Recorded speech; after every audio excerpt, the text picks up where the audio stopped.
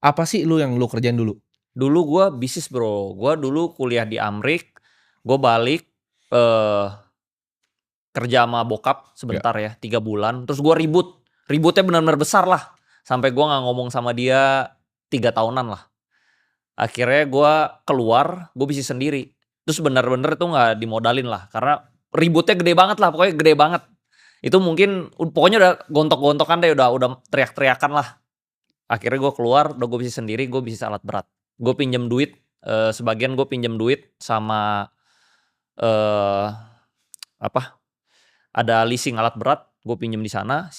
DP-nya kan 20%. DP-nya itu gue partneran sama temen gue. Sebelum di alat berat itu usaha yang lu waktu itu pernah kerja sama bokap tuh Hmm. usaha apa, Bro? Bokap gue itu di bidang impor otomotif ya, motor sama tambang. Oke. Tambang apa? Tambang tanah liat sih lebih tepatnya, di Oke. Bangka Belitung. Oke. Iya. Jadi waktu itu sempat kerja, sempat berantem, akhirnya lu bikin alat berat sendiri, usaha Iya, sendiri. karena kan gue kerja di tambang dia kan, gue kan sempet 3 bulan tuh kan gue cepet lah, gue tipenya tuh kalau belajar tuh cepet. Jadi gue lihat-lihat, oh ternyata di pertambangan ini banyak kebutuhan alat berat. Ya udah, gue mungkin bisa fill the gap di situ. Oke. Tapi Gitu. apa yang bikin dari alat berat nih, akhirnya Hmm. lu ketemu dunia saham nih, capital market nih? Nah gue dari alat berat itu awal-awal jalan ya 2 tahunan, 3 tahunan, terus udah gitu ada kebijakan pemerintah, tambang itu dipersulit waktu itu. Lu harus bangun smelter baru bisa punya tambang. Nah jadi alat berat gue nggak sewa bro. Oke, Karena hilirisasi ya waktu itu ya? hilirisasi, alat berat gue sewa, akhirnya gue jual kan. Gue jual, gue pindah bisnis macam-macam tuh di situ. Ada ekspor impor, ada gue trading komoditi lada, terus restoran juga gue pernah, kafe, itu macam-macam bro. Makanya gue bener-bener lihat lu ya, menurut gue lu hebat. Lu tuh jadi nggak perlu lewatin kegagalan kayak gue bro. Lu langsung masuk capital market, langsung di finance, lu di industri yang tepat. Kalau gue tuh banyak salah jalan ya bro. Baru terakhir gue di capital market, makanya gue telat Nah, taunya. apa tuh yang bikin awalnya lompat? Gua kan waktu itu gua baca bukunya Hmm, si Buffett kan. hmm, Jadi gua berdagang, gua nggak hmm, bisnis, gua dagang terus pengen gua timpukin ke hmm. market semua. Nah, lu bener, lu realize-nya tuh cepet. Gue Ya. realize-nya tuh lambat bro. Nah, apa yang waktu itu bikin lu kesana? Kalau gua kan Bikin gue, bukunya Warren Buffett tuh. nah, Lu apa waktu itu? bikin gue kesana. Jadi bokap gue itu ada 2 perusahaan publik itu udah IPO. Bang Harda waktu itu kan? Iya bang, salah satu Bang Harda, salah satu tambang tanah liatnya itu juga udah IPO. Oke. Namanya Nah, apa ya tambang tanah liat? Ultra Abadi Tbk. Oke. Kodenya dulu Aldi, tapi udah delisting. Oke. Kalau Bang Harda itu BBHI, itu Alobank sekarang kan? Alobank, itu jual ke Pak Charul Tanjung. Oke. Nah di situ gue sering denger dia ngomong gitu loh. Pas IPO itu dia bisa dapat dana gede. Jadi sekilas-sekilas tuh, wah IPO itu menguntungkan ya. Iya. Nah lalu teman-temannya dia itu rata-rata perusahaannya publik bro. Oke. Rata-rata yang punya bank di Indonesia itu teman dia juga. Jadi menurut gua circle dia lumayan bagus lah. Nah lalu yang punya S Hardware juga teman dia juga. Kawan lama grup? Kawan lama, Oh, teman oke. dia juga. Nah jadi teman dia tuh rata konglo-konglo lah. Nah suatu ketika itu gua lagi datang ke kantor, gue dipanggil ke ruangan dia. Andri sini nih, ada konglomerat Indonesia, top orang terkaya lah nomor 10 di Indonesia. Kamu denger nih dia ngomong apa. Nah disitulah gue pertama kali denger soal saham bro. Itu konglomeratnya inisialnya bisa disebut nggak itu? Janganlah, Oh, janganlah. inisialnya Pokoknya jangan. top 10 lah. Nah Top 10 konglomerat waktu itu atau sekarang? sekarang ini dia di belasan. Dulu Oke. dia top 10. Oke. Nah tapi family dia juga perusahaannya IPO. Family dia juga konglomerat juga top 20 juga lah. Oke. Jadi dia dan family-nya itu top 20 semua. Oke. Nah dari situ gue masuk ke ruangan meeting itu, gue ngobrol-ngobrol kan bro. Si konglomerat ini bilang, lu kalau mau kaya, lu harus ngerti saham. Lu kalau nggak ngerti saham, lu nyangkul sampai bongkok lu nggak bakal kaya. Nah Oke. itu yang gue rasakan bro. Gue kerja keras setengah mati, kok gak kaya-kaya gitu loh. Iya. Semua industri, mungkin bidang yang gue jalanin hampir 20 bidang kali bro, yang macem-macem ya, yang aneh-aneh ya. Hampir 20 tapi gue gak kaya-kaya. Nah terus ini orang tuh kaya banget. Nah si konglo ini bilang, dia tepok, dia datang berdua bro. Dua-duanya konglomerat lah. Nih sebelah gue, duitnya 3 tahun lalu paling baru ratusan juta gitu loh. Sekarang duitnya udah triliunan. Cuman dalam 3 tahun doang. Terus gue, hah kok cepet banget? 3 tahun, kalau ratusan juta gue juga ada gitu loh. kenapa ratusan juta gua nggak bisa jadi triliunan? Sedangkan ini orang ratusan jutanya itu jadi triliun dalam 3 tahun. Nah, terus dari situ dia bilang, "Lu harus ngerti saham." Nah, bokap gua kan perusahaannya udah publik.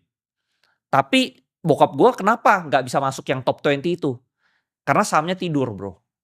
Nah, sedangkan yang konglomerat ini sahamnya aktif. Nah, dari situ gue baru ngertinya setengah-setengah. Nah, kalau sekarang gue udah ngerti 100% yang dia ngomongin. Oke, jadi lu tuh karena mungkin ada circle dari influence dari bokap lu, Yes. ketika lu belajar di sono, Yes. lu denger oke saham nih harus jadi kaya. Yes. Nah, awal lu belajar tapi, kan lu kan tetap perlu belajar lagi tuh. Yes, gua Itu ada tetap belajar. role model kah, ada mentor kah? Waktu lu pertama mulainya di saham tuh ada yang ngajarin nggak? Nah, pas gue denger itu, gue bego, Bro. Bukannya gue nyemplung saham, gue nyemplungnya ke kripto. Itu 2017. Cuman kalau di hot udah kaya raya lu sekarang. Benar. Tapi sayangnya, apa ya, kalau anak muda itu kesabarannya nggak ada, Bro. Gue waktu itu 17, dia crash 18, masih crash juga. Nah, 2018 akhir gue masuk ke saham.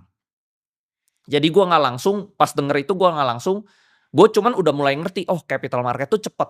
Kalau lu dagang kan lu cari untung, karena kan gue backgroundnya pebisnis ya, gue dagang itu cari untung paling 8%, 7%. Sedangkan gue lihat kalau capital market tuh kalau terbang kan bisa 100%, 50%, unlimited gitu loh, Bro. Yeah. Nah, dari situ gue merasa, oh kayaknya gue harus capital market. Nah, tapi gue masuknya salah, gue ke kripto dulu sama ke forex dulu. Oke. Dua-duanya ambles, Bro. Dua-duanya habis itu. Dua-duanya habis. Baru 2018 akhir, temen gue juga masuk kripto sama gue. Yeah. Kita sama-sama rungkat lah. Terus dia bilang, ada yang lebih mirip nih, kayak kripto juga. Kan kita sama-sama bego lah. Yeah. Namanya saham, lu coba bikin akun deh. Nah, terus gue bilang, oh iya gue tahu nih. Dulu bokap gue sama temennya pernah ngomong saham ini. Nah, di situ lo gue bikin akun, Bro. Oke. Nah, 2019 gue mulai aktif trading. Jadi trader lah. Jadi trader, jadi scalper. Terus belajar bukunya Warren Buffett. Ikut seminar-seminar saham yang kelas-kelas saham orang lain. Oh, lu masukin tuh semua? Masukin semua, Bro. Oke. Technical, fundamental semua gue pelajarin lah. Yeah. Sampai akhirnya gue dapet formula gue sendiri. Oke. Gitu. Nah, ini kan dunia capital market Indonesia ya, terutama kan tuh sangat sempit, Bro. Gua kan sempat waktu itu ada dengar-dengar lu diajarin lah sama salah satu legend, tapi nggak enak lah disebut namanya. Iya. Gak enak. Legend itu pun ya gue masih kenal lah. Masih kenal sampai sekarang. Oke. Masih kenal. Masih aman dia. Masih aman. Berarti seberapa besar menurut lu pengaruhan dari lingkungan keluarga ini untuk bisa ngajarin lu? Karena kan nggak semua orang tuh dilahirkan dari keluarga yang berada. Kayak gue nggak ada ilmunya tuh. Gue nggak pernah diajarin. Bokap gue mah nggak ngerti apa-apa. Gue dikatain malah waktu itu. Bokap gue juga sebenarnya IPO perusahaannya, tapi dia nggak ngerti, Bro. Oke. Jadi ternyata yang gue realize sekarang ini kan gue ketemu banyak owner emiten juga banyak ya, Bro ya. Yeah. Hampir 90% owner emiten tuh nggak ngerti saham. Lu believe it or not ya. Yeah. Mungkin orang bingung ya, ini kan perusahaannya IPO, pasti dia lebih jago dari lu. Belum tentu. Bisa jadi lu lebih jago, Bro. Yeah. Dia itu cuman pebisnis yang kebetulan ditawarin, perusahaan lu kalau IPO bisa dapat duit pendanaan awal segini nih. Yeah. Udah di IPO. Tapi dia gak ngerti saham. Nah, itu yang terjadi sama kayak bokap gue. Bokap gue juga gak ngerti saham, Bro. Nah, tapi gue pengen penasaran, di luar dari saham, apa sih yang waktu itu mungkin mindset yang bokap lu tuh ajarin dari lu kecil, kayak tentang uang nih? Karena kan pasti ajarannya beda nih. Sama orang yang misalnya nggak terlalu berada tuh pasti ajaran beda. Gue penasaran apa sih ajaran-ajarannya waktu itu? Kalau bokap gue, ajaran yang berpengaruh di gue itu, lu selalu ngincer bisnis yang industrinya gede. Lu jangan ngincer bisnis-bisnis kecil. Karena satu hari itu 24 jam. Lu mau bisnis gede 24 jam. Lu mau bisnis kecil juga 24 jam. Capeknya sama, hasilnya beda gitu loh. Jadi dulu kan gue suka bikin restoran, Bro. Restoran gue beda lah sama restoran lu. Restoran gue tuh yang dulu ya kelas menengah bawah gitu loh. Tapi sama aja kecil-kecil. susahnya. Susahnya sama, tapi mungkin bener. hasilnya beda kan. Hasilnya beda. Nah, itu yang bokap gue maksud. Okay. Lu kalau kayak gue dulu kan bisnis restoran yang bawah ini kan ngincernya profit marginnya tipis tuh, Bro. Nah, dia bilang, lu ngapain capek-capek? Kan working hoursnya panjang tuh kalau di restoran kan. Dari jam 3 mungkin lu udah prepare makanannya gitu ya sampai long hours, tapi cuma dapat duitnya dikit. Lu mendingan cari industri yang gede, lu kerjanya sedikit dapetnya banyak. Nah, menurut gue itu finance. Itu jadi lu ada beberapa mindset seperti tadi ya, bisnis itu yang penting dikerjain yang besar sekalian, jangan bisnis yang kecil. Iya. Nah, ada nggak kalau tentang mungkin keuangan, tentang investasi yang lu pelajarin dulu? Karena bokap gue, jadi ini kalau kita orang Chinese ya, orang Cina ya. Itu juga ada grup-grup sekte-sektenya juga tuh. Ada Cina Hokian, Cina Ke, Cina segala macam kan banyak kan. Itu bokap gue juga bilang, lu jangan kayak Cina yang kayak gini nih. Ya, Cina bego, Cina tolol. Ngejarnya duit-duit kecil gitu loh. Buka bisnisnya restoran lah, toko baju lah gitu. Lu kejar yang kayak Cina yang kayak gini, bisnisnya tambang, bank gitu, yang gede-gede. Tuh. Jadi dari situ gue juga, oh ya mindsetnya harus ngejar yang gede nih. Ya. Gitu loh. Nah, ini kan dalam pemilihan sebuah saham itu pasti ada framework-nya kan. Lu ada kira-kira tadi lu bilang lu ketemu style lu tuh setelah cari-cari ya diajarin beberapa legend juga kan. Jadi sebenarnya si legend itu nggak ajarin gua sih. Dia cuman ngomong, cuman waktu itu gua nangkepnya tuh kayak mungkin cuman 30%. Nah, along the way gue di capital market, gue mulai nangkep sedikit demi sedikit yang dia pahamin gitu loh. Oke. Market making itu caranya gimana, lu bikin rame itu gimana. Ya itu semua lah, gue akhirnya ngerti sendiri. Ya. Along the way di perjalanan gue. Tapi dia gak ajarin langsung, dia cuma ngomong doang itu gue cuma ketemu satu kali itu doang. Oke. Tapi di perjalanan gue ini dari 2018, perlahan-lahan gue mulai nangkep apa yang dia ngomongin itu. Akhirnya ya jadi yang kayak sekarang. Sekarang itu gue cari saham yang ratusan persen menurut gue sangat gampang bro. Oke, jadi framework lu untuk nyari saham yang ratusan persen ini apa aja bro? Kayak stepnya kira-kira ini yang gue cari tuh harus kayak gini, harus kayak gini, harus gini, gimana? Awalnya itu gue sebenarnya ketemu Arto itu secara gak sengaja. Awal-awal dulu gue trading, gue cari saham yang value investing. Kan gue baca bukunya Warren Buffett, terus ikut seminar-seminar kan. Value investing lah. Carinya murah, jual mahal. Itu untung gak? Untung, cuman lama bro. Kayak gue hitung-hitung, kayak begini kapan kayaknya ya. Nah tiba-tiba keluar berita tuh di 2019 akhir ya. Bang Artos itu mau diakuisisi sama Jerry Ng. Ya. Nah di situ gue all in bro. Belum all in lah, di situ gue masuk 300 juta lah. Belum all in lah. Gue ada 5 emiten tapi 300 jutanya tuh di Arto ini. Ya udah gue masuk, tidur, gak gerak tuh. November, Desember. Dari berapa lu masuk? 300 juta. Oke. Harganya per lembar saham waktu itu? Waktu itu gue beli di pucuk di 4.000 bro. Oh udah agak mahal lu masuk udah ya? Udah terbang dari 100 perak dia udah jadi 4.000. Gue beli di 4.000. Terus dia crash kan. Dia crash jadi 2.000. Gue average down. Average down gue cuma sempet di 3.000 kalau gak salah deh. Gue udah gak ada duit lagi buat average down lagi. Duit gue udah mentok. Oke. Gue tuh modal dulu investasi saham tuh dari 1M.